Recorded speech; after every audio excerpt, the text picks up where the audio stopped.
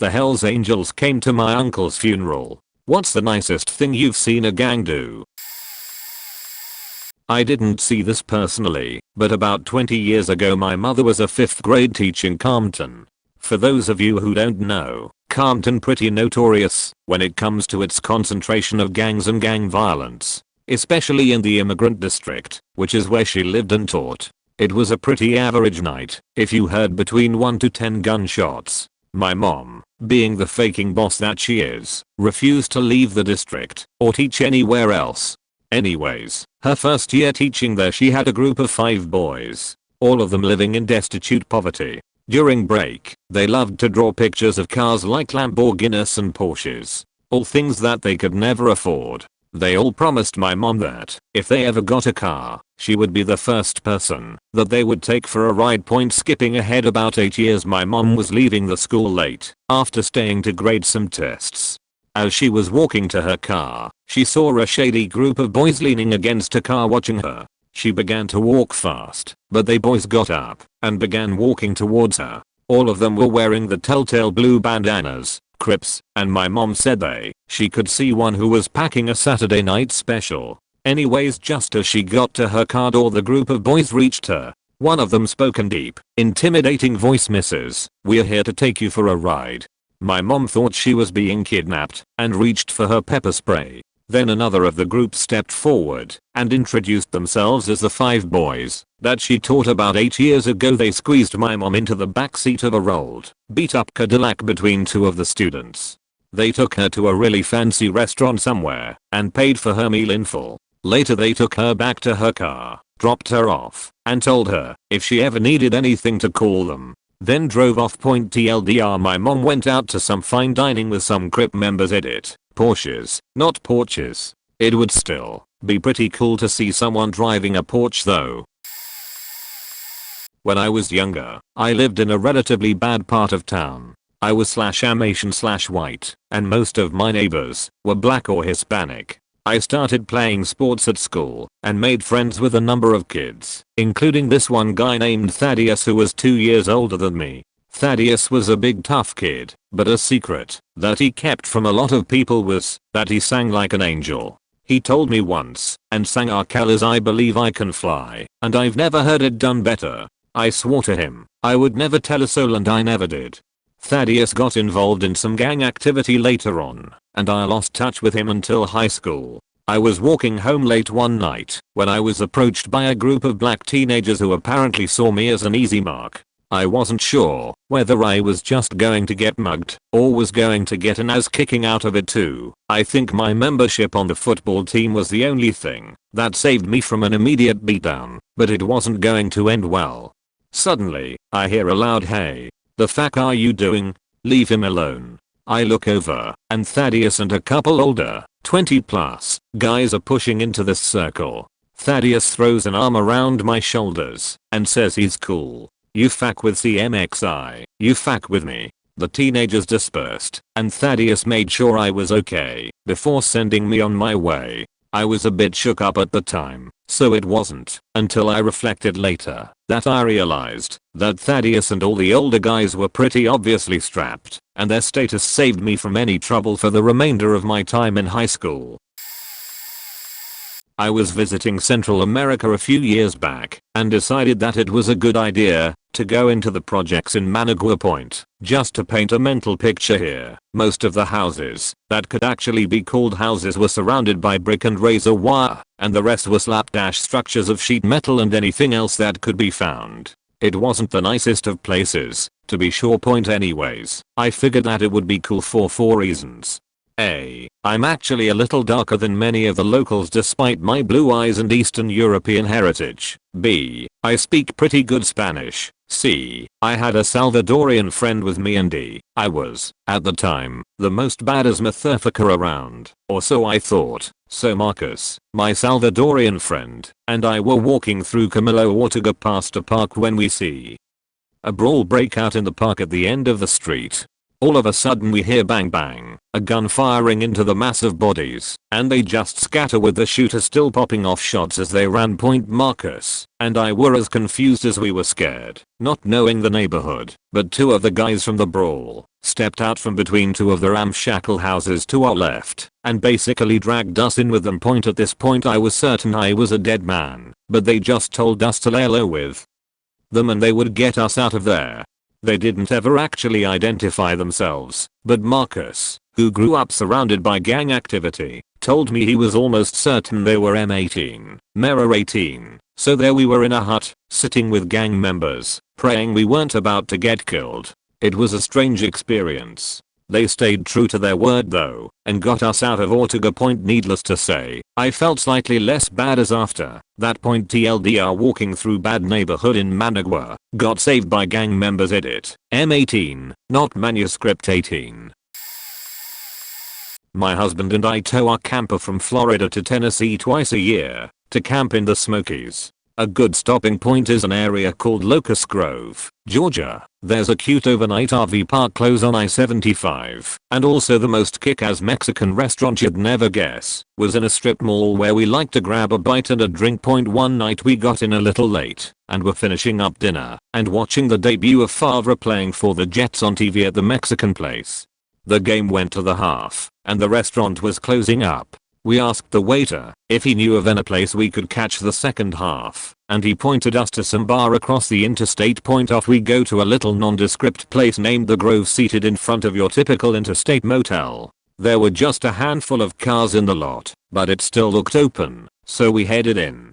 The waiter was right, they were showing the game on a big TV, so we grabbed some stools and ordered some beers. I get kind of loud watching football, especially if I've had a few. So I'll let out a few hoots and hollers, and the waitress heads over to see if we want another round. I feel dumb at this point, because I'm in a strange bar with locals, being sort of loud, so I apologized to the waitress. She replied in the heaviest sweetest Georgia drawl, "Baby, you're in a biker bar, you be as noisy as you want," and then went off to get our beers. That's when we took a good look around, and our dummies realize we are in a real life biker bar. Like, hardcore. We notice a poker game in the back room. We see the biker flags hanging. We see the bikers at the bar in the shadows. Biker. Bar. Big time. But also good football game, cold beers, and what feels to be a fairly non-threatening, laid-back environment. So we stay late, really late, and get to know Kat, the bartender, and others seated at the bar, who are all super nice. We got invited back anytime during our travels. In fact, we learned many truckers stay in the parking lot of the Grove because it's convenient and they serve food. Kat told us we could park our rig there anytime, which killed us. Our camper was now a rig, and to just call ahead and she'd have a hot meal waiting. She also said it's safer than the RV park because it's a biker bar and noon will let you get faked with if you're our guest. So, we now hit the Grove every time we pass through on I-75 if we can. We learned in later visits that the gang whose bar that is are the Outlaws. They seem very nice. In fact, the last time we were there they were hosting a charity event, a chili cook-off I think, for kids. TLDR suburban couple stops in a bar on the way to go camping to see a football game. Finds out it's a very friendly biker bar belonging to the Outlaws. Goes back twice a year to say hello and have beers. I grew up in a small town, and for some odd reason 10 to 15 young guys of the Eminem variety started a gang. Then our local newspaper ran a story about how everyone knew who they were, and they were leaving graffiti all over our small town. A bunch of them got charged with some misdemeanors during the peak of their existence. At the height of their fame, our high school principal gave morning announcement basically saying, "Please stop being a gang, and please stop vandalizing stuff." It did the trick. It was really funny, because if you asked any of them about their gang, they would deny the existence. Oh, we broke it up. Too much bullshit with the police. But one guy hinted around like, "We are still a gang, we just like, a secret gang, you mean like, you guys get together on the weekends, drink Mad Dog 2020, and listen to gangster rap, hard faking cordude." One of the more prominent members went on to be a star employee at our local Radio Shack. He had the initials of the gang tattooed on his forearm in an old English font .R.N.C. Roughneck crew, although I'm sure by now he tells people it's Republican National Committee. Yeah, I'm really big on politics and cheat. Obama in 2013 dog. Well, this isn't a gang, but certainly a story about a badass thug. Where I went to school was pretty middle class white. However, there was one part of town that was kind of rough as it butted up against the rougher town right next to us. There was a kid that went to my school that was a senior when I was a sophomore. He was honestly probably the biggest badass in my school. He was about 6'2", 240 pounds. He was all muscle, and in high school he already had a body filled up with prison-style tattoos. I know he had spent some time in juvie. One day from a distance I saw some other typical white thug kids kind of taunting a kid with obvious mental handicap issues. I couldn't quite tell what was going on though. A few seconds later I see the actual only badass I went to HS with come over and grab one of the guys. I hear him tell the kid to go pick up his faking cars. The kids kind of scramble and I see they are picking up Hot Wheels all over the locker bay. He then makes the kids apologize to the handicapped kid. They had been kicking his Hot Wheels around the locker bay while he tried to play with them. The mean kids leave, and I see the badass guy start talking to the kid about Hot Wheel cars. The rest of the school year the badass kid would bring Hot Wheels in for the handicapped kid. They would trade Hot Wheels, talk about Hot Wheels, buy each other Hot Wheels and even play with the Hot Wheels on the lunch tables. He spent so much time hanging out with this kid and his Hot Wheels. It was one of the most badass things I have ever seen. 25 years ago I was a door-to-door encyclopedia salesman. It's 4th of July. I'm in Cleveland. Mentor on the lake to be precise. Boss is pissed because the crew wasn't selling sheet, so he makes us work on 4th of July. I get dropped in a neighborhood about 3 blocks from the lake and I start knocking on doors. I'm working my way down the street knocking on doors. Nobody home, mostly and then I turn the corner and I can see where everyone is.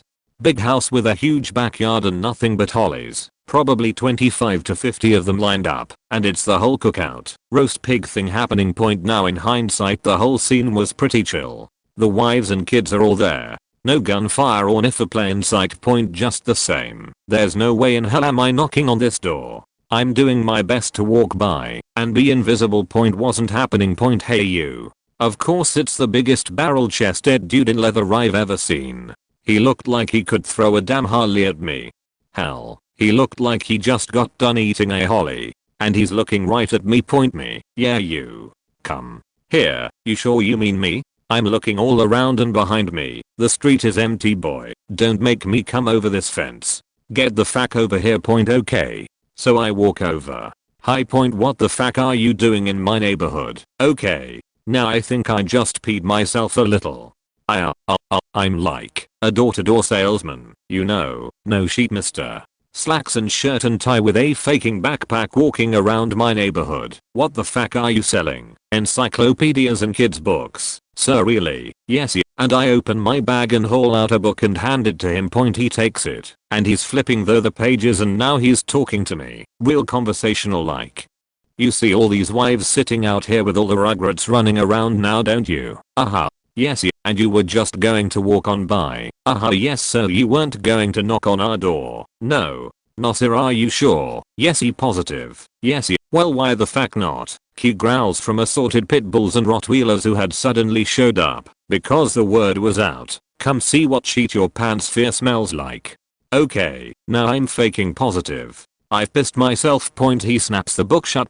Or I'm just faking with you dude. And with that he hollers over his shoulder. Hey, anyone wanna buy some faking encyclopedias and kids books and sheet? And from the circle of wives, a voice spoke up what you got? And the dude turns back and says, see that? You're in. Jump the fence dude. 10 seconds later I have a chair and a beer and a dozen bikers wives all leaning forward to see what I've got. What makes the story even better is that I did actually write a deal and then they wouldn't let me leave until my boss showed up to pick me up. And the roast pig was amazing. They fed me and fed me some more and everyone said goodbye when I left. No kidding. Nicest people ever. First, some background. My dad has always been a little strange. He was a highly respected therapist for a number of years, but recently he has taken more of an interest in the arts. In tandem, he has always been slightly oblivious to everything around him. He'll often use phrases incorrectly, not think before he speaks, etc. Okay, so a few years ago, our family came into a bit of money, and my dad got a hold of the credit card before anyone else.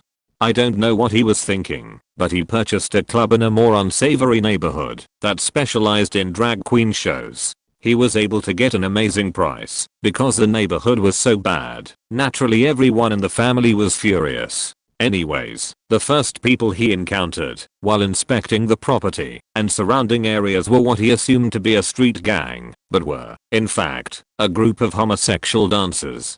My dad, being the considerate man that he is, brought them into the club and taught them to dance, believing that he had just converted an inner city gang. They then went outside to convert more gang members to the song and dance lifestyles, and promptly had the sheet kicked out of them by a bunch of Mexicans. But that fake homosexual gang gave my dad hope that he was pursuing the right path. TLDR, homosexual dance gang teach my dad the wrong lesson. My uncle tells the story of when he was a young teenager. He and a friend in Yankton, Louisiana in the early 70s found an old motorcycle off the road with a bunch of other junk, like refrigerators etc. They took it home, and for months were working on it trying to get it running, saving up money or things to barter for parts, used tires and such. It had no muffler, and once they got it running they would roll it down to the parish line and ride it up and down the fields out there. It was so loud that the farmers ended up calling the sheriff after a few weeks, and he busted them walking the bike back after a ride. With no title, no license, and a strong fear of my grandfather finding out they had it and had been spending money on it. They were quite poor at the time. The sheriff said he had to tell my grandfather, but also had an idea. 2 days later the sheriff pulls up to the farm in the morning, and behind him is about 13 to 14 bandits. Sheriff tells my grandfather that his son has been fixing up a motorcycle and riding it illegally. When my grandfather starts to get upset, one of the bandits asks to see the bike. My uncle and his friend take him to where they hide it, and several of the bandits inspect the work, are impressed they got it running, show them things that were put on backwards or wasn't aligned. Apparently the forks were very delicate to align, and they brought a tool to do it, and they spent the day fixing this bike and getting it straight. Ready. Once it's done, one of the bandits is alone with my uncle in the barn, crouches down, tells him he did a damn fine job fixing that bike, and hands him an envelope with $500 in it. He says the money is not for the bike, but for the labor. The MC rides the bike out, and my uncle foolishly thinks if he shows that his hard work in getting the motorcycle fixed was of value because of the money, that my grandfather will be less upset. When he tells them about the money, my grandmother says, "Praise the Lord. I prayed and prayed for the Lord to help out this family, and he delivered the help we needed." Took the money from my uncle and never mentioned it again. My uncle never rode a motorcycle again. I grew up in a city of about 34,000 give or take. Haven't been back in a few years, and it was slashes taking a turn for the worse with Bloods and LK. This is in central Illinois, so neither are very intimidating, but have both been known to do drive-bys and shootings. But we had a biker club called Sons of Silence, scariest guys I have ever met. They still believed in shooting someone, or at least beating someone horribly for disrespecting family or members. I grew up going to the bars with my family, and we were friends with a lot of the SOS members, so I pretty much got through high school and middle school without ever being jumped, even though I was a scrawny white guy with shoulder-length blonde hair. But time for an actual story. I was walking home from school one day in 4th grade carrying a huge poster board for a project. The poster was probably bigger than me, and it was a really windy day. I was having a lot of trouble carrying it with me, and decided to take a shortcut through the back of a gas station to stop the wind. Well, behind the gas station there were a few bikers relaxing after stopping to get something to drink. One asked what I was doing, so I told him, and he offered to help me home. I thanked him for it, and he carried the poster for me all the way home, while asking about how I was doing in school. And when we got to my house he told me I had to stay in school and get good grades. Best advice I've gotten from the most random of places. I had just arrived at a nearby grocery store on a fall afternoon. Everything seemed normal as I got out of my car. However, when I reached the end of the parking lot and looked at the store, I spotted them. There were 5 or 6 gang members standing in front of store's entrance. They all looked young, but they definitely had the attire of a fairly large gang in the nearby area: hats, shirts, pants, etc. As I approached them, I was repeating to myself in my head, "Don't make eye contact. Don't make eye contact." I must have repeated that a dozen times. Luckily, as one of the boys starts to approach me, a lady hastily walked towards the store and caught his attention. Along with the other gang members, the gang members started to initiate a conversation with the lady. As they talked about something, I did not really listen. I just wanted to quickly go past them. I sped up to go into the store, barely escaping their grasp. Once I finished my shopping, the hard part came: going back to my car.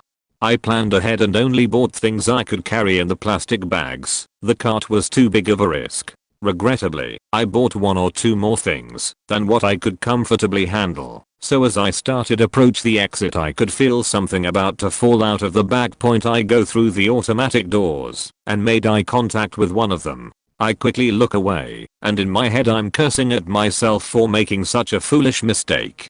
The gang member that I had made eye contact with started to approach me and said something. I ignored him and rapidly walked to my car. It is no use. The boy is still walking towards me saying something. I speed up even more, and then I hear something fall from one of my bags. For a split second I contemplate on what to do. Ultimately, I decide it is a lost cause and continue my fast walk to my car. The boy is still on my tail.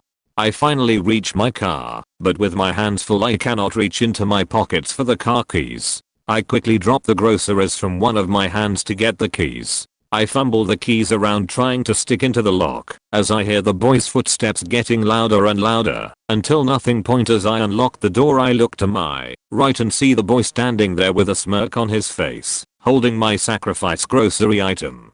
I'm terrified inside and thinking the worst. Then to my surprise he comes closer to me and says, "Mister, you dropped this." I hesitantly say thanks, thinking that there was nothing to fear. I grab the item and start putting my groceries away. As I finish, I noticed the boy still there, and right then he says something along the lines of, "Hi, I'm from Boy Scout Troop 100 selling popcorn to raise money to go to summer camp. Would you like to buy some? TLDR.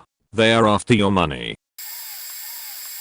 I was about 15 years old at the time when I went to a liquor store in Pasadena, California with my buddy that looks like a Charlo but wasn't one. Drunk as all hell, we stumble into the store for a sober drink since we were too trashed to drink anything else. As I'm perusing the Born mags, I hear my friend let out a quat or sheet. I notice 4 Charlos outside staring at us while talking to each other. I know that look they're giving us.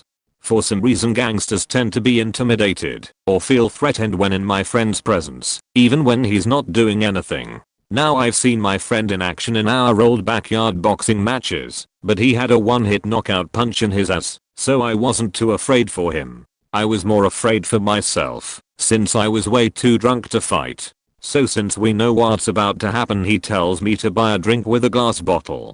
I do so, and as we are stepping out of the store we hear those infamous words, "Where you from?" "Eats, great, we're being hit up. No turning back, now it's on." "We are from nowhere," my boy says. They reply with a, "Nah, fuck that, you're in our hood homes. Villa boys, you two faggots." Awesome. Well, if it's gonna go down, then here we go. As I'm getting ready to throw, 3 Lowrider cars come up next to us. Great, I thought, more of them to fight.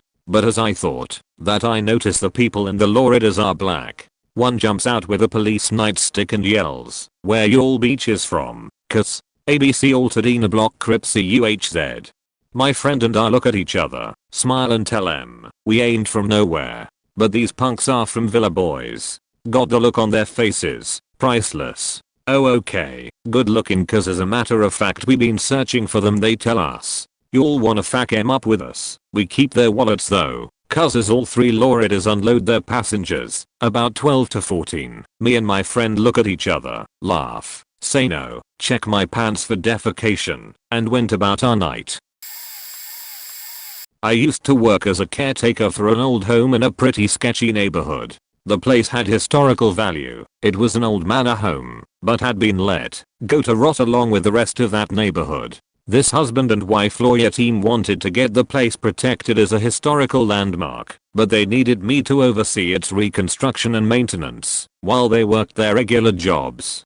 The neighborhood had a few different gangs, but by far the saddest of them was this group of homeless kids who would sneak into homes to steal food for themselves and their pet dog. Personally, I was fine looking the other way, but a lot of others accuse them of being irresponsible druggies who always seem to have cash for weed. Just to be clear, I never saw them do any drugs. It was mostly rumor. Most construction crews refused to work in my neighborhood because of the gangs, so we were stuck with these local dumb fucks who had only just found enough brain cells to be subpar day laborers instead of gangbangers. None of them knew shit about restoring old homes, but they worked for next to nothing, and they were our only option point. So one day, the foreman, a dude who really didn't deserve the title, comes up to me to say that the crew is refusing to work. They think the house is haunted. College does not prepare you for trying to reassure superstitious Charles that ghosts don't exist, and not all rundown houses are trying to murder you like in the movies. I've got the lawyers on one side breathing down my neck to get this job done, or they'll have to demolish the place, and a total work stoppage on the other end because of mystical spirits or some shit point. Now, in come these burnt out teenage hobos who somehow show up just as the sheet's going down, and they've got some sob story for me about their car breaking down. From what I'd heard, that was their usual trick: make up a sob story to get in the house, then steal your food. I guess they just saw a fancy old house and figured we'd be loaded with things to steal. I went ahead and explained the whole situation to them. I hadn't had a chance to vent or pet a dog in a while, and it felt good to indulge. When I finished talking, one of the kids out of the blue promises that they'll fix it for me and gets his friends to go along with him. Point the next day, the kids had actually caught the ghost the female lawyer was trying to scare off the construction crew so she could buy out her husband's share of the property, demolish it, and build affordable housing for low-income families. The crazy beach probably would have gotten away with it too if it weren't for those meddling kids. I took my SATs in Newark on June 2nd because I signed up late. It was either Newark or the Bronx, and I live in Essex County, so Newark it was. Throughout the exam, 3 black kids dressed with red bandanas, Chicago Bulls jerseys, and baggy carpenter jeans were joking, laughing, and generally being disruptive. Why they were even taking the test in the first place is a mystery to me. Anyway, after the exam was over, they stood up, looked at each other, and walked towards me. Now, I know I shouldn't have been wearing my white gold Faravaha necklace in Newark, but my grandfather sent it to me from Iran and it's my good luck charm. Anyway, one of them saw it poking out of my button-down shirt and smiled and said, "I shit you not, this is exactly how he said it. Yo nigga, that's some serious bling you got on. Look real expensive shit." His friends simply nodded in agreement. I explained to them what it was, and the same guy replied with, "Zoro what? The fact that?" After explaining the fundamentals of Zoroastrianism, not to convert them or anything, just to explain to the Three Bloods members, the guy said it was the same guy every time. The other two didn't talk. Dat some dope as shit, nigga. I mean, we be Nation of Islam, ya heard? But I'm digging dat ancient shit. I might look into it someday. Yo, chain looking real good, my man. You should probably take it off and keep it in yo pocket. Oh, some shit word. Don't want nothing to happen to it. Bad neighborhood and shit. Stay true, nigga. The main guy tilted his head in a beckoning motion and the three of them promptly left. Cool guys. Glad they didn't mug me. I got lost in my hometown one night, all by my lonesome. I'm not terribly scared to be out on my own in my hometown, since most of the violence that happens there is gang related or domestic disputes, and I've got nothing to do with those. But I do get scared when I get lost on my own, because if I can't find my way home, it means I have to call my dad or brother for directions. When it's late and I wake up my dad, sometimes he's angry and yells, but usually he's cool, but his directions are vague as fuck. Now, my brother, He knows how to give directions that I can understand, using landmarks rather than cardinal directions and street names, but he used to be merciless when he teased me about anything, so merciless that I was, in fact, terrified of ever having to rely on him to help me with anything from homework to coming to pick me up from a dangerous part of the city point after 45 minutes of trying to find my way back with no luck, and getting increasingly frustrated and worried that I'll have to call my brother. I run into a gang. I'm no great beauty because I'm overweight, and most men won't hit on me in front of their friends, so I wasn't afraid of getting hit on or touched. I was obviously poor, all my clothes were old and ratty, my shoes had holes in them. They knew it wasn't worth the trouble of mugging me, so I wasn't worried about that either. To be honest, I'm not usually afraid of gang members. When you grow up around gangs, you learn how to go unnoticed by them. Be respectful, and don't act like a target, and there you go. They've got more pressing matters to attend to than faking with someone who isn't going to be any fun. So, I figured they'd just leave me alone. Instead, one of them sees my face, which at this point is on angry face mode, and I'd been crying a bit out of frustration. So, he stops the whole gang and says, "Hold up girl, why are you crying? Someone be Javin you sheet. Cause this is our road and we don't abide by no one faking with no girls that be out on their own." Yes, just like that. I explained the situation, telling them about my brother, and one of the other guys says, "Man, that ain't cool. You his little sister, he ought to be protecting you. We'll get you home, girl, don't you worry about calling him." I was floored. Seriously. I know a lot of gang members. Most of the time they're really pleasant people thrown into really unpleasant circumstances. Still, they have reputations to uphold.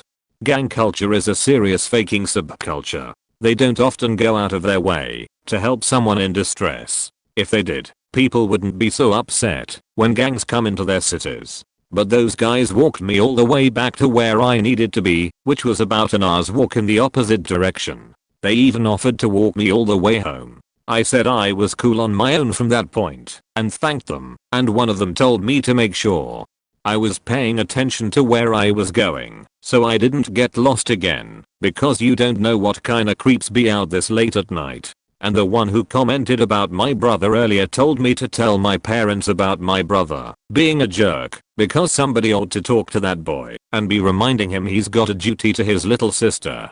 I don't ever treat my little sister so bad she'd be walking out here alone, rather than calling me to come get her. I thought that was very sweet. The whole thing was just surreal. Early 90s and Thika is at the forefront of the rap scene. Listening to it, and dressing in starter pinstripe outfits in town. Embracing the whole scene. Probably one of the only white kids around who was into it. Started hanging with some guys who were GDs, Chicago gang, gangster disciples, in the folk family, and man did I want to join. Now there was this one dude named Big Syed. He was a dealer, had a ton of girlfriends, must have been in his late 20s. I finally told him that I want to associate and be down for the GDs. He looks at me, serious as death, and tells me something I have never forgotten. "Tariqa man, you don't want this. You want it now because you think it's cool, but when you are my age you aren't going to want it. You come from a good family, good home, and have people supporting you. Do something with that instead. You can be cool with us, and I'll let everyone know you are down, but I will also let everyone know that you are never going to be jumped in. You'll thank me one day." Now I was pissed at the time, but just nodded my head and said okay. Of course, like 2 years later, any interest I had in gangs was long gone. I always hoped I see him again one day and just say thanks. He was right. I never have seen him again, but if I ever do, I'm buying him a drink. A friend of mine lives in an area that can occasionally get sketchy, but is usually just a cool, predominantly Spanish neighborhood. She does, however, have a shit ton of dealers that like to hang out on her stoop in the summer and make it impossible to get into the building without having to go through them. Cue hard, somewhat suspicious stares, at least until I started geeking out on their sweet, custom RC cars. I ended up talking to them for 20 minutes, and every time I came by after that we chat a little about their tiny epic cars.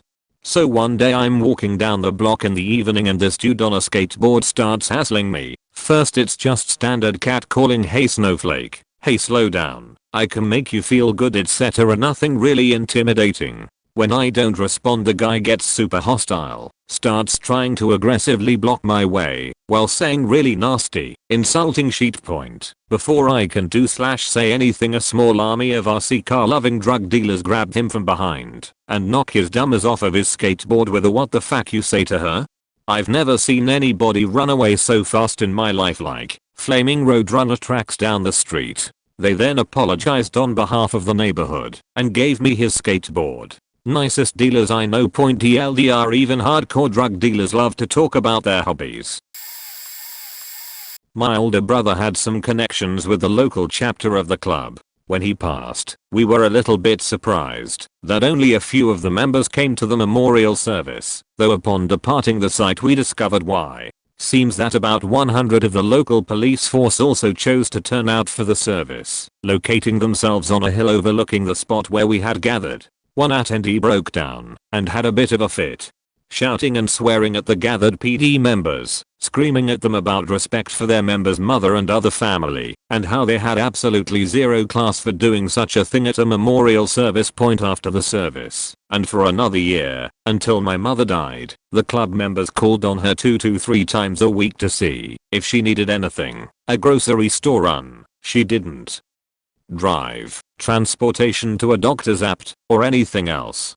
Occasionally one member would come to the door with a few flowers to cheer her up, and she often found things on her doorstep such as a potted plant, antique milk can. Like that point, the only issue mom ever had with the club members was in their riding their bikes down the walkway in the apartment. They would roll through, stopping the bike in front of her door. She asked one of the members to please not do that, as she did not want to disturb the other tenants, some of whom worked nights. After that, no more bikes in the breezeway. It was the day after I graduated from Army basic training, and I had about 4 or 5 hours to spare before my flight left, so I decided to get my first tattoo. I was in Columbia, South Carolina, so the taxi driver took me to a tattoo shop on the USC campus. It wasn't a dirty shop, and it seemed pretty nice actually. Well, I'm a smoker, and I had just gone a solid 10 weeks without slowly killing myself, so I had to break down and walk to the store and get my cancer. Oh, and I'm in my full army uniform, because I had no other civilian clothes, except the dirty wrinkled ones that had been in the bottom of my bag locked away since the day I got to basic. Anyways, I walk back to the shop and I see one of the scariest motherfuckers I've ever seen. It was a Hell's Angel, and he had the vest on and everything. Tattoos all over his body, including teardrop tattoos on his face and a 1% patch tattoo right on his throat over his Adam's apple. If you don't know what a 1% patch is, it's just a patch that says 1%er on it, and members of the gang wear the patch on their vests and whatnot. He wasn't your generic leather wearing biker though. He had a pair of Nikes on and long dicky shorts, but still a big scary dude. The guy goes outside, and I sit there for a bit, then decide to go out and smoke a cigarette and maybe talk to the guy for a second. I walked out front and immediately realized the guy is smoking a joint and playing with a pair of brass knuckles he had in his pocket and occasionally fiddling with the longest knife he had hanging off his belt. Still, I walked up to him and just started talking. Remember, I was in uniform, so the topic of the military easily came up. He told me how he really wanted to go in the army, but got sent to jail and got wrapped up in the Hells Angels, and that it pretty much ruined him having a chance at anything else in life. He kept thanking me and saying how much respect he has for people in the military, and then we got to talking about the Hells Angels and he just explained to me what they do. Not all the details of course, but he hinted at things which was kind of funny I guess, and where he was from, and where I was from and all that. The point is that overall he was a cool guy to talk to for a bit. At one point a lady came up and said to him, "Is that your car in that parking spot over there?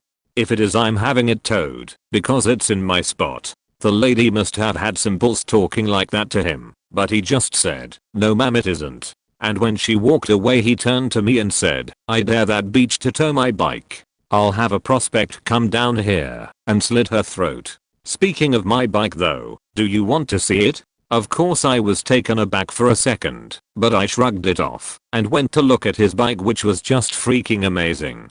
It was a beautiful bike and he explained it all to me and let me touch it even. Haha. Overall it was just cool, because how many people can say that they had a good experience like that with a random Hell's Angel? Oh, and towards the end of my tour the taxi driver had still not shown up, and we were running really late on time because the tattoo took about 3 hours, and the guy was just like, "Don't worry man, if the guy doesn't show up I'll throw you on the back of my bike and get you there right on time." I'm not gonna lie, I really hope the taxi driver wouldn't show up, because that would have been a kicker's ride, and not a lot of people can say they rode with a Hell's Angel, but the dude ended up showing up. TLDR, met and talked to / hung out with a Hell's Angel while getting a tattoo. He was cool as hell despite the fact he would have had a random lady killed. Offered to give me a ride on his bike, but it didn't work out. We were staying in a rundown motel in Nelson, BC about 5 years ago. Maybe more. It's 1 in the morning, and a group of Hell's Angels pull up outside, switch on the radios on their bikes and proceed to begin drinking and partying outside the motel. I'm 16 years old, super skinny, but damn it we have driving to do in the morning. Me, my mom, dad and sister. I shove my shoes on with no socks, throw a hoodie on over my t-shirt, and walk out in my Homer Simpson boxers I'm sleeping in. Several of the bikers are drunk and have their backs to me, yelling, holding beer bottles, most with long hair, leather vests, and their bikes parked in a circle. I stand there for a second, screwing up my courage, and one of them sort of notices me and tips his head up as if to say, "Sup." So I walk up to him and pluck up my courage to say, "Hey man, how you doing?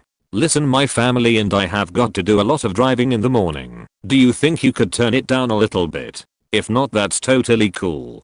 He responds rather blankly, "Yeah sure, I'll turn it down." I thank him profusely as I trip backwards over myself to get back in the door and slide back under the covers. Through the cheap screen window I can hear voices. "What the fuck? Why'd you turn the music off? Some dude came out. Oh god, I'm about to be killed by Hell's Angels in my boxers. This is how I die." "He told you to turn it off?" "No, he just asked to turn it down, and then there was sort of some more talking, and they didn't break the door down and kill us. So that was the nicest thing any bikers have ever done for me."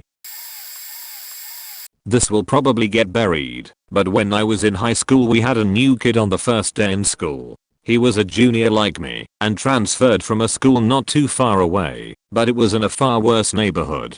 This guy was queer as fuck. I know because my gay brother said he was queer as fuck. He wore short Daisy Dukes and tiny body wrapping shirts. His hair was chin length, dyed red, and cut like a girl's. Now that I think about it, he reminds me a lot of Sacha Baron Cohen's Bruno.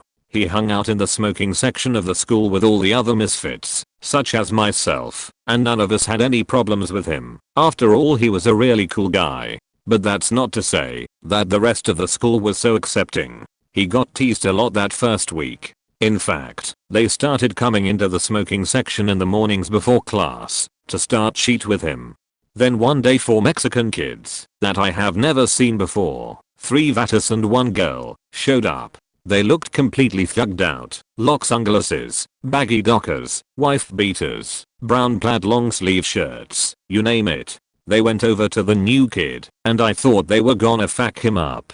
I kept my distance as they talked, and then the bullies came in for their daily teasing. The Mexican mini gang then turned and yelled to everyone, "This guy here is from a hood, and if anyone messes with him, they messing with us." Turns out that the new guy grew up his whole life in his old neighborhood and had a lot of great friends from all walks of life. When word got back that he was being teased, this gang came and stood up for him. He was never faked with a gang. I'm pretty late to the party, but this one time me and my friends were transporting a bunch of rifles around in our vehicle. It was completely legal. We had a few shotguns and a lot of ammo. Hunters, you know. Anyway, at one point we left our vehicle to go to a gas station. While we were gone, a bunch of these guys broke into our trunk and stole all of the weapons we were possessed, and all we had were a crossbow, 1 shotgun, and a revolver. That didn't stop us. We were trolling around town trying to find our weapons, cause fuck the police, and we came across one of their younger guys doing I don't know what, selling crack on the corner or something. Well, we tackle this kid and his buddies see us. So we take off down this alleyway with this little punk and disappear, and his home is just drive off in a hurry. So then we get a bright idea. The kid, for our guns. Mind you, it's middle of the day and there were people absolutely everywhere, so it was hard keeping this kid quiet while we sneaked around town through alleys and such.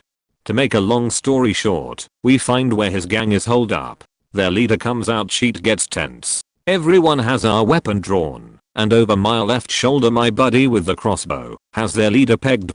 Then out of nowhere this little old lady comes out from behind all these gangsters telling them to stop.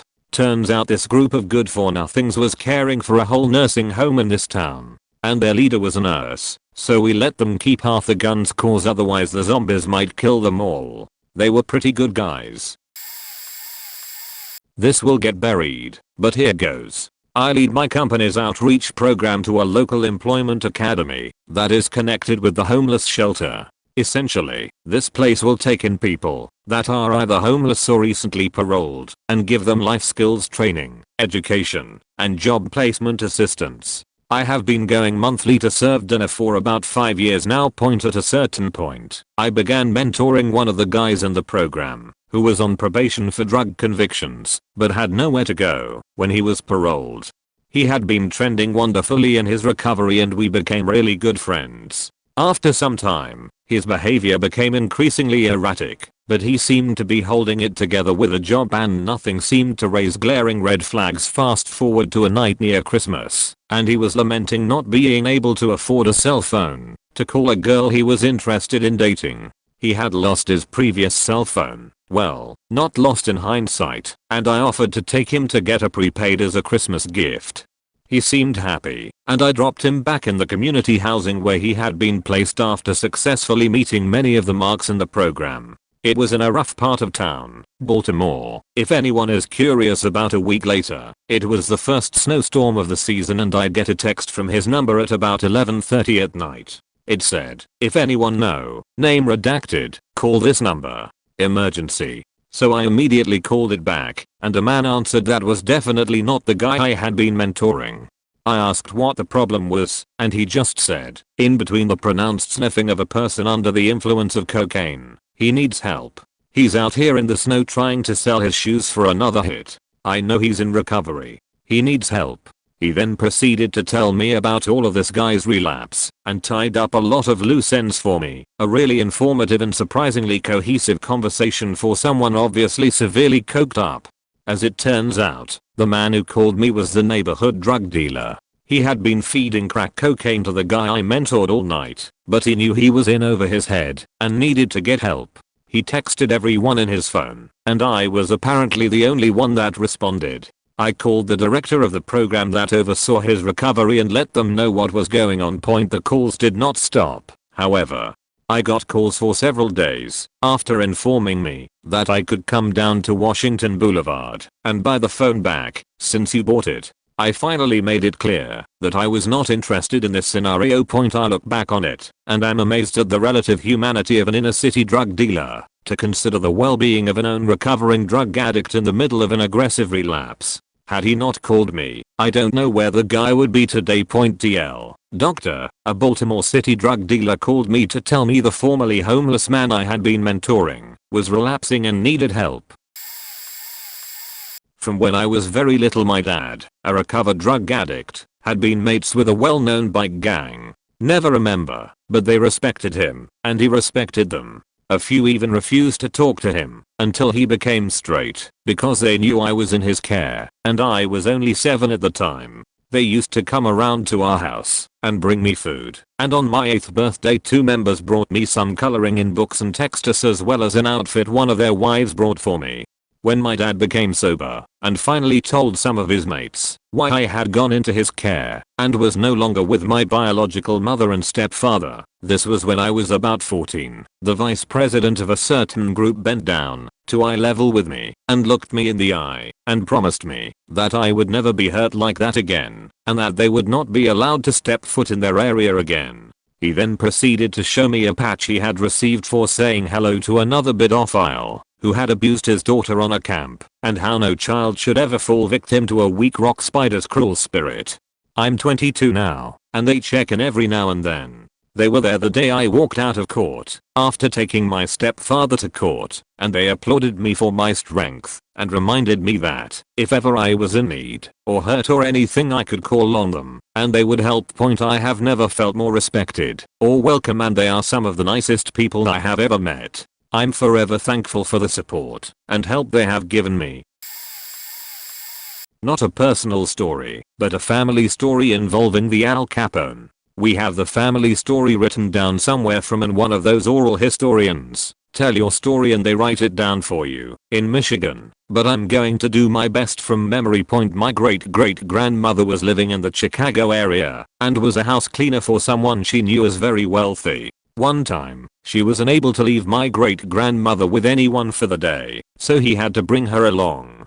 She was told to be a good girl and not touch anything. Later on, another little girl showed up at the house and invited my great-grandmother to play dolls with her. As my great-great-grandmother finished up, she didn't know where her daughter went. She eventually found her playing with the other little girl and scolded her for touching anything. Two gentlemen who were meeting walked in from another room and both assured my great-great-grandmother that it was alright. One nudged the other, who is suspected of being the father to the little girl, and suggested to the other that they give my great-grandma the doll she was playing with. It was then that my great-great-grandma realized who the one that nudged the other was. She refused and they both insisted. My great-great-grandma never returned to that cleaning job, afraid of what she may have gotten pulled into. But my great-grandma left with a very nice doll, and not knowing till much later that she met Al Capone and played dolls with one of his men's daughters again. Kinda fuzzy since I haven't read the record in about 5 or 6 years, but that's the best I can remember. Wow, there are some pretty amazing stories in here. Here's mine. Growing up it was always just my sister, mother and me. My mom would always work late, so my sister would watch me all the time. She was 4 years older than me and hung out with a pretty rough crowd. We are Hispanic/white, but she hung out with mostly black people and Hispanics. I would always come home from school and there would be a group of people at our house, drinking, partying etc. I didn't have a dad, so I looked up to these older gangster dudes and they kinda showed me the ropes. Scarface, Ninja Scroll, let me touch their girlfriend's boobs after they were passed out drunk. When I got to high school all of my sister's friends were seniors. She didn't go to that particular school anymore but all her friends still did. One day at lunch some big jockey lacrosse player dude who was an upperclassman was giving me shit, pushing me around and saying I couldn't wear a backwards hat because that was his thing. I was scared shitless and tried to be passive, but then he took a plastic knife and cut me pretty bad on my neck. I was in shock. I started bleeding and tearing up and didn't know what to do. After lunch I was still distraught and was rushing to class, trying to avoid crying.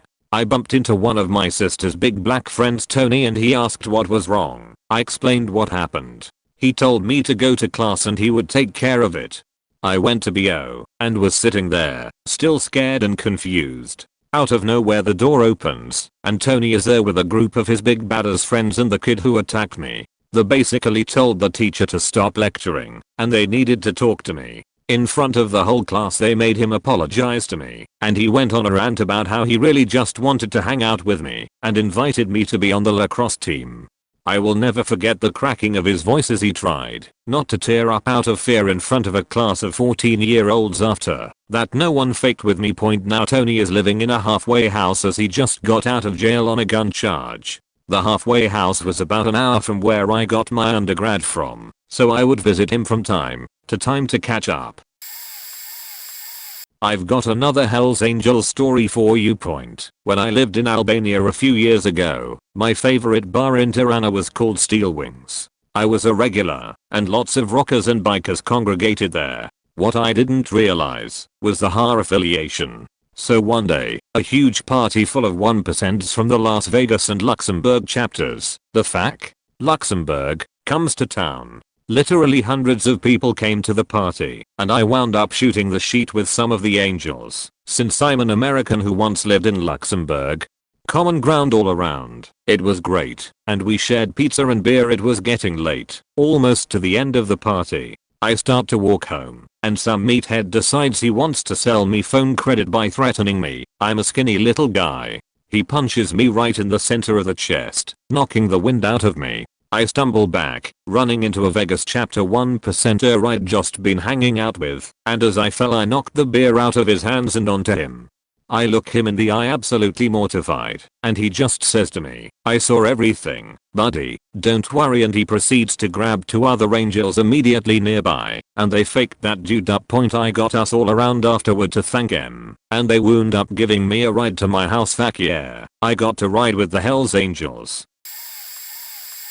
I went to a relatively poor high school. My senior prom was held at a venue in the same plaza as a Big Lots and a Dollar General. Let's just say it was in a not so nice area. After the dance my date and I stopped by a nearby gas station to fill up.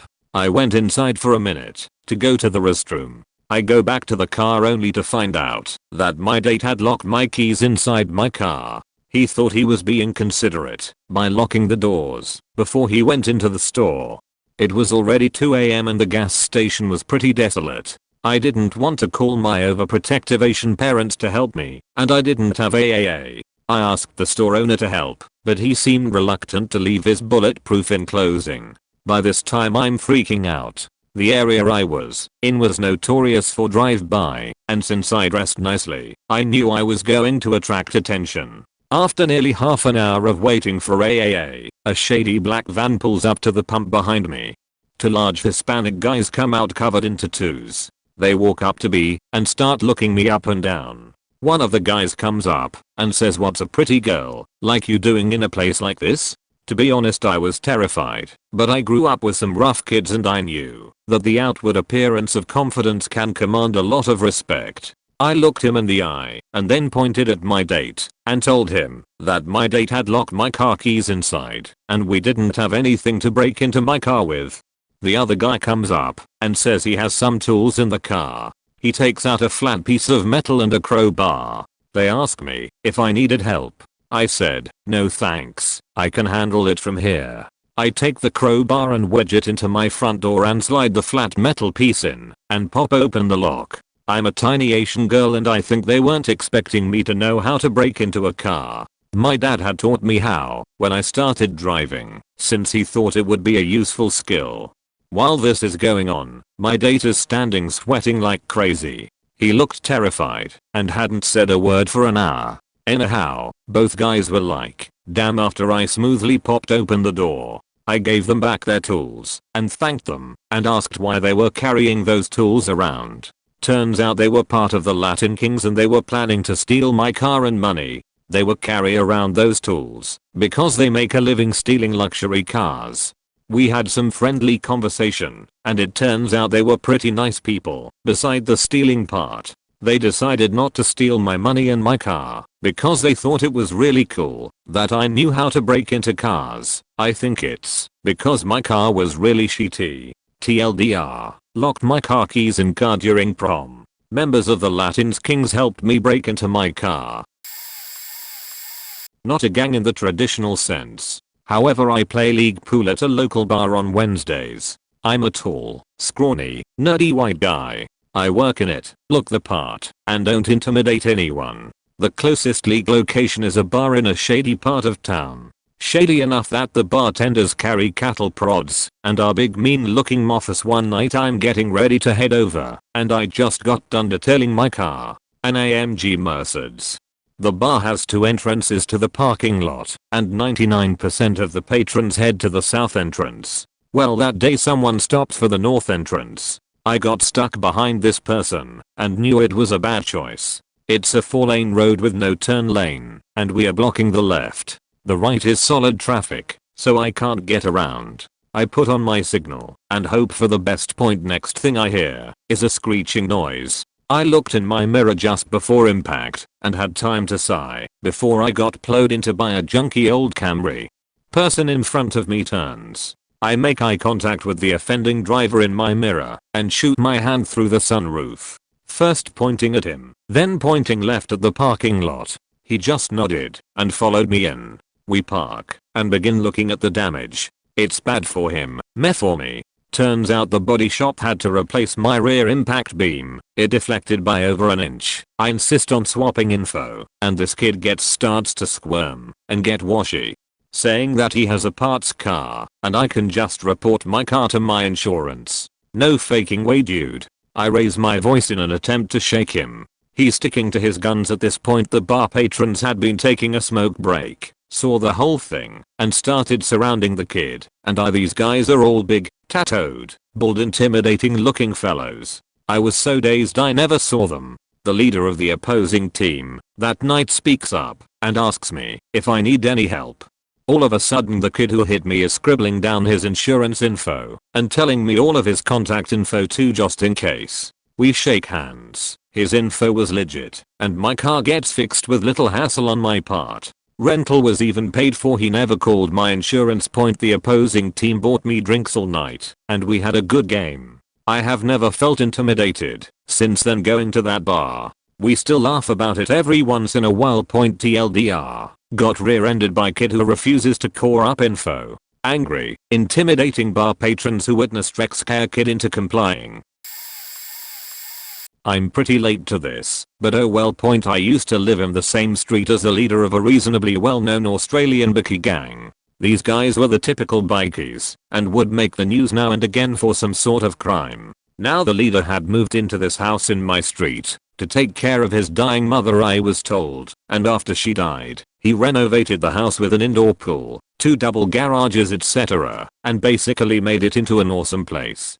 The gang would come roaring down the street every so often to meet at the leader's place. They would party and stuff and do what bikers do. However, these guys were some of the most considerate and genuine guys my young 10-year-old self had ever met. They took care of the whole street and made everyone feel safe. They would never party late and made sure they did not disturb anyone. They would come out and watch if we were having a game of street cricket during the summer or 44 home.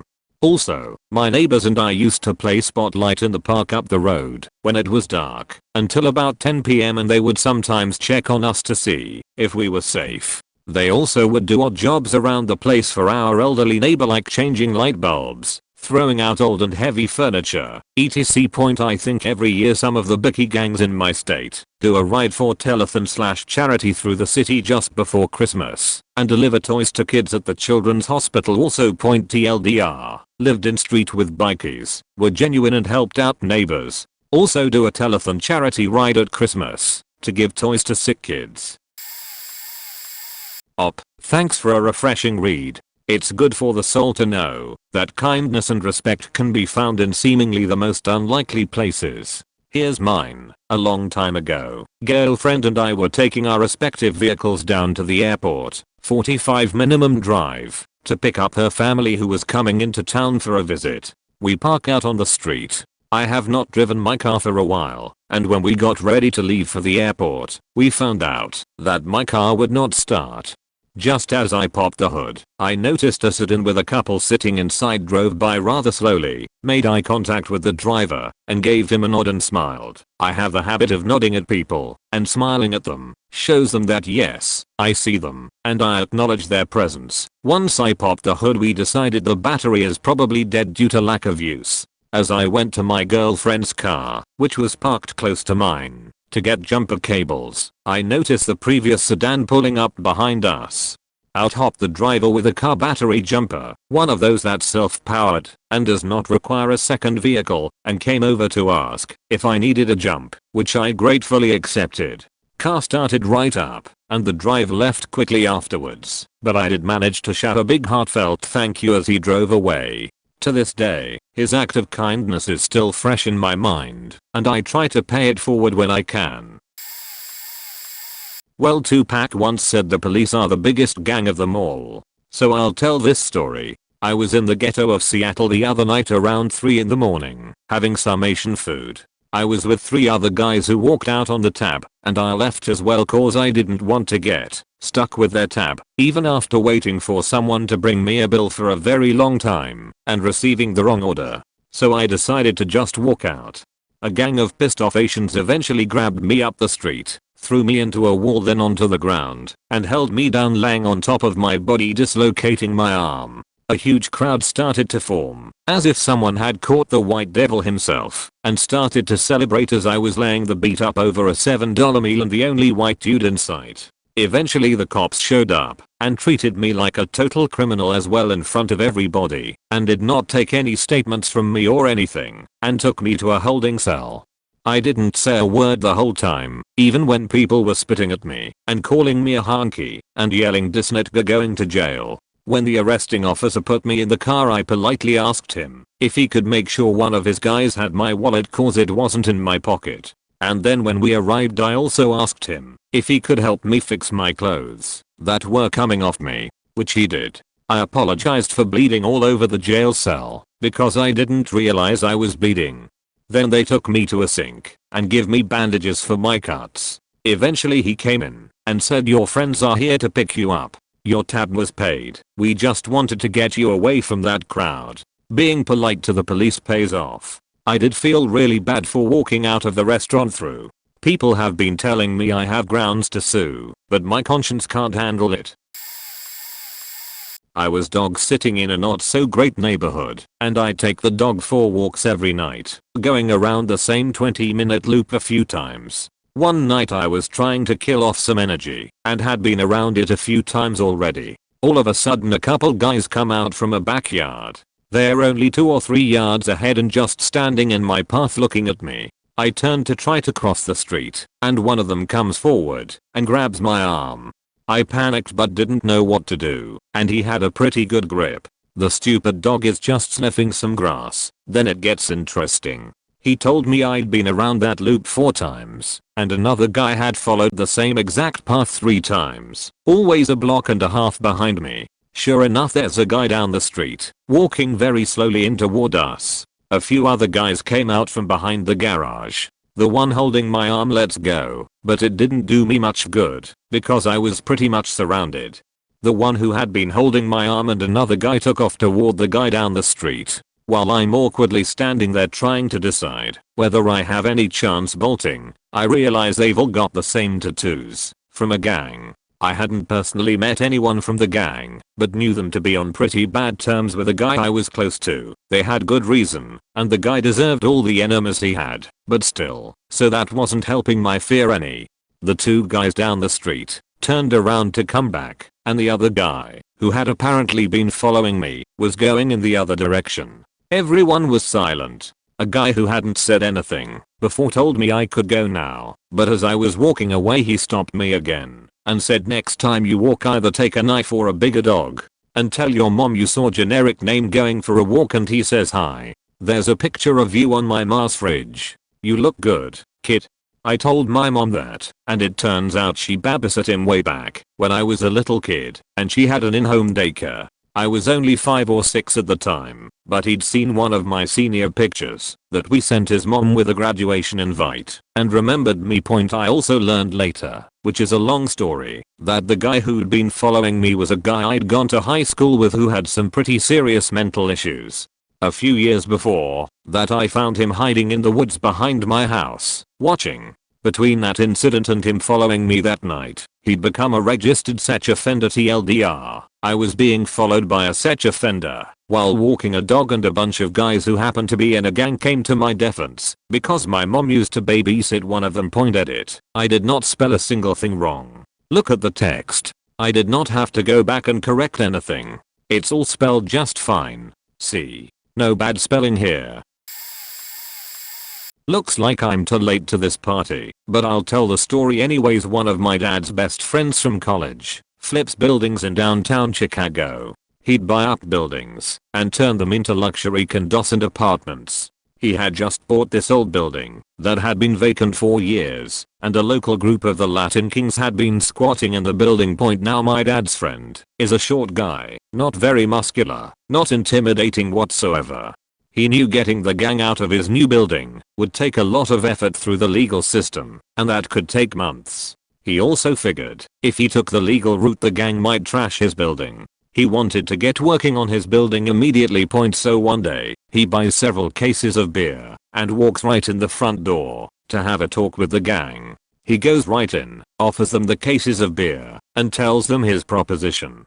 He said something along the lines of this: "Listen guys, I just bought this building, I make my living off of this, and I can't get the process moving with you guys living here. At a day of your choosing, I'll show up with a moving van and $500 and help you move all of your stuff out of here to wherever you want to go." My dad's friend and the gang finished off the cases of beer, and the gang agreed to his deal and really respected/admired his cojones. They were ready to move out of the building by the end of the week. TLDR, my dad's good college buddy who flips buildings in downtown Chicago had the Latin King squatting in one of his newly purchased buildings. Instead of a long legal battle to evict them, he walked in with a few cases of beer and offered to help them move out, to which they readily agreed to. When I was 16 and fairly street smart, or so I thought, a few friends and I were coming home from a rave at like 3 AM from a fairly unfriendly neighborhood. We're on a fairly safe train when we first get on, but at the first stop, a bunch of respectable people get off, or rather, safe looking people. No one looks respectable at 3 AM. We decided to stay on the train because the only other guy in a car, despite being dressed like a blood, was massively drunk to the point of being non-responsive. He's looking pretty sick, so we figure we could take him, despite his size, or at least run for our ass. After the next stop, he's looking even sicker, gagging a little. A short bumpy bit of track later, and he's puking everywhere, and gets a bunch on his nice jacket, which he looks devastated about. Being the nice person she is, one of my friends busts out from napkins she had in her bag from our food stop earlier that night, and tells me to get my water bottle out. Next thing I know, she's helping him clean off the jacket, and my other friend is even offering him gum to help with the pukey aftertaste. He's still pretty smashed, but gratitude is pretty evident on his face. While we're between the longest stops on our trip, some tough looking guys I'd now recognize as kings walk in from the next car. My friend lets out a fairly loud fuck, and the kings start laughing at him and come and stand in front of us, at which point we are all sheeting our pants. Anna, the girl, is shaking really hard, and they are making some really lewd comments about her nice white ass. She starts to hyperventilate a little, and the thugs are enjoying her panic even more. After she lets out a little snobbish noise, the blood drunkenly lunges at one of the kings in a funny way, presumably trying to help. It looking really faking pointless, as if he was trying to punch the goon in the back with his hand still in his pocket. I'm planning how we'll make a break for it into the next car as the blood gets his ass kicked. Whatever it was though, it works, and one he bumped into nods his head at the car door really hard, and they hightail it out of there, at a pace that was pretty comical for guys in such low riding jeans. We get off at our stop, and he gets off at the same stop, obviously to transfer to the uptown train, since there's no way he lives where we did. Seeing him walk makes it pretty clear that the thing in his pocket was a gun, and we decided at that point that that train wasn't a good one to ride at 3 AM, or ever preferably. TLDR, helped out puking blood, he threatens to shoot kings who are faking with us. The Hells Angels in my city are some of the nicest people you could ever meet if you get to know them through a family member, as I did. My best friend's father is the treasurer of a big city chapter and is a really hard-working American who pays his taxes, runs an excellent auto body shop, and is a really kind and compassionate person. Him and his brothers are extremely respectful and very protective of their friends, family, and property. If we, all American humans, could be so urbane in our personal lives, this country would surely become a utopia. The nicest thing I've seen these folks do has lasted over 10 years since I met Butch. Everyone on their block, where the clubhouse is located, keeps the block clean of litter, bums, and any sort of bad element. I've seen members helping people with their groceries, giving people good advice, where to eat, party, sightsee, etc. And I have always seen members respect women. The nicest thing Butch ever did for me and his son was tell us, "You guys have a future and no tattoos. Don't live a life of crime, pay your taxes, respect your parents, and be a good person." I took his advice, and 10 years later I'm a former high school dropout that is going to start his MBA in the fall and part-time law school next fall. Best thing a gang ever did for me was care enough to tell me straight to my face that I will be a good human. I will always honor, respect and have so much love for Butchie G. I remember back in high school, there was this one Korean kid that I knew since 9th grade. He was very quiet, to himself, smart kid. He was your average nerd. But around good friends, he was a different person, fucking hilarious dude, mad outgoing, etc etc. He left an impression on everyone there during 11th grade. This dude we all knew was picking on him and calling him names and all that. Classic bullying basically. I remember I was in study hall and I saw the dude back at it. All of a sudden, the Korean kid flipped or punched out the other guy. The entire school was talking about it for weeks. So, 2003 rolls around and we all graduated high school, so everyone went on their own way. I kept in touch with the other Korean kid named Henry for years. Then, I heard he was arrested. Why? These dudes were bothering him on his block causing mad trouble, so he snapped and took a machete and cut up the dudes that were bothering him. They all survived, but suffered injuries of course. I later found out that he started the whole thing and I guess it was a revenge attack against those guys. I don't know what charges they got him with, but they must have been serious, because he was locked up with the worst of the worst in Rikers Island prison for 3 years. After those 3 years, he randomly hit me up on MySpace, along with my other boy who was mad cool with him in high school.